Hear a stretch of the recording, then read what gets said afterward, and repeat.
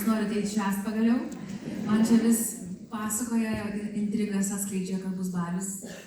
Tai labai smagu, kai yra ką švęst. Arba reikia susikurti, bet jūs jau prikūrėte 15 metų šaunuolį.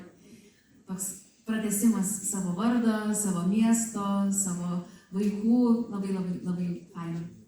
Ir užbaigti noriu kūriniu, kuris, kaip sakiau, yra visai priešingas prieš tai skambėjusiam.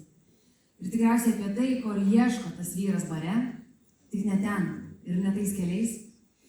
Ir tegu šitą dainą jums būna priminimas apie tą tokią gražių darbų grandinę ir kad mes galim būti tas, kuris pratęsia arba ties kurio kažkas sustoja. Ir šiandien, kai atvykau į šį centrą, mane pasitikusi darbuotoja pasakė, kad tiek daug dabar piktų žmonių, perstatykit mašiną, nes jums gali subraižyti. Ir aš sakau, rimtai, piktų, o kas atsitiko? Nu, aš taip žinau, kad pasaulis eina velniop, bet atrodo, tarsi kažkas gal dar ko, aš nežinau. Aš 2 savaitės neturiu socialinių tinklų, tai aš tokia kaip po akmeniu, gal daug ar nežinau.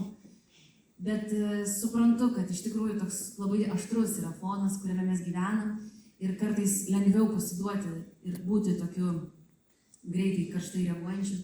Bet šiandien jūs švenčiat būtent tą pasirinkimą būti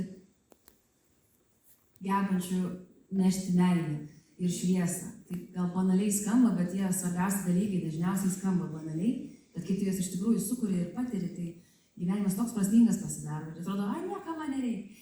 Nei man to Porsche reikia, nei man to malūnsparnio.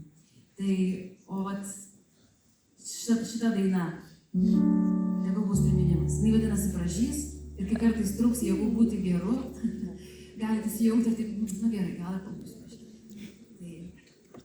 Man patinka, kad tai yra veiksmažodis, kad meiliai reikia veiksmo. Ir kad per 15 metų būtų ką švęsti, irgi reikėjo įdėti labai daug veiksmo. Tai labai gerbiu jūs už tai.